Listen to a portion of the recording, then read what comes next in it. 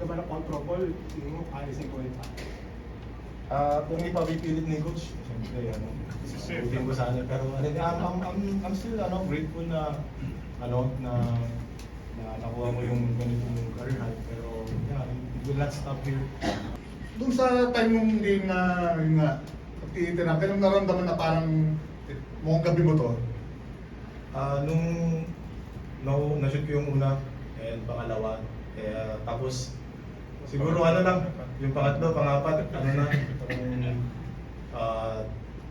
parang tinira ko na lang, tinitira ko na lang talaga yung pumapasok. So, yun doon pumasok yung kumpiyansa. And nakikita ko naman sila ko sa bench talagang talagang tiwalang-tiwala sila. Pag tira ko pala, nakikita ko na yung mukha nila, hindi na kasi ako. Kaya yan, sobrang grateful na na pumapasok ng maaga yung mga tira namin and yung defense namin talaga. So, yeah. Anong pakiramdam na natapos itong series na to and now move on to a rematch with TNT for the championship of the Filipino Conference? Medyo nakahinga kami ng konti pero another stress series na naman yun for sure. Mag-stick lang kami sa mga ginagawa namin tama and titignan namin yung mga mali namin ginagawa sa team and ayusin namin.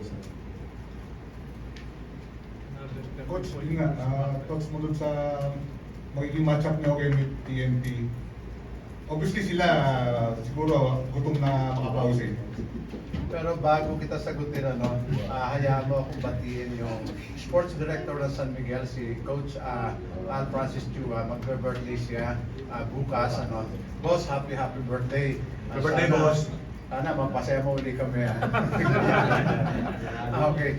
And then, at TNT, alam naman natin how hard to defeat TNT, especially their experience in the last 3 conferences there in the final, and I think they're thinking how to get back on us because last conference we beat them in the finals. But I think this will be an exciting game for us. But let's see what will happen the next few days because for the meantime we will take a break tomorrow and then we have to plan what's the strategy and game plan for our championship series.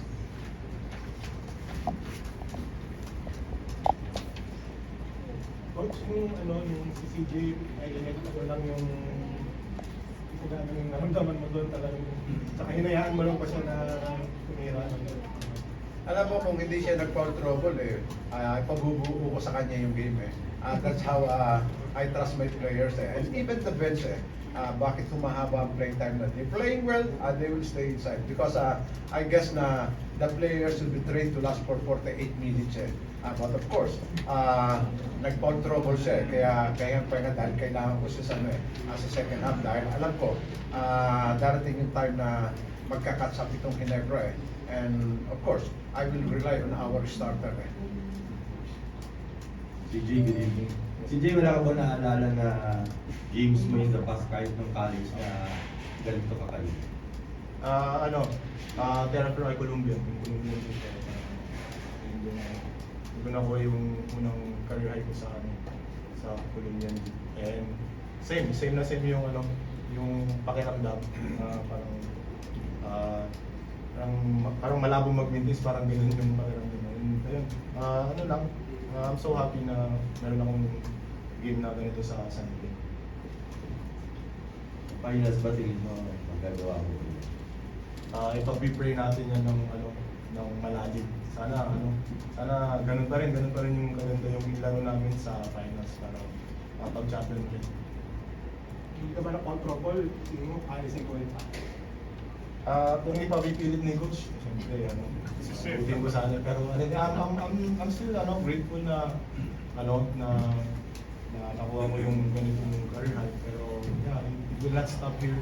I will continue play hard and sa practice. Coach, dun sa panalo nyo sa series na to, si Don Toliano yung consistent, then may mga ambag sila Jeron, si Mo, si Tahilig.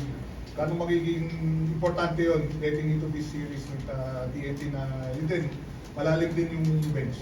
And that's a very important in any team eh. And if you notice, every game namin, yung one game namin, iba't iba yung nagiging best player of the game.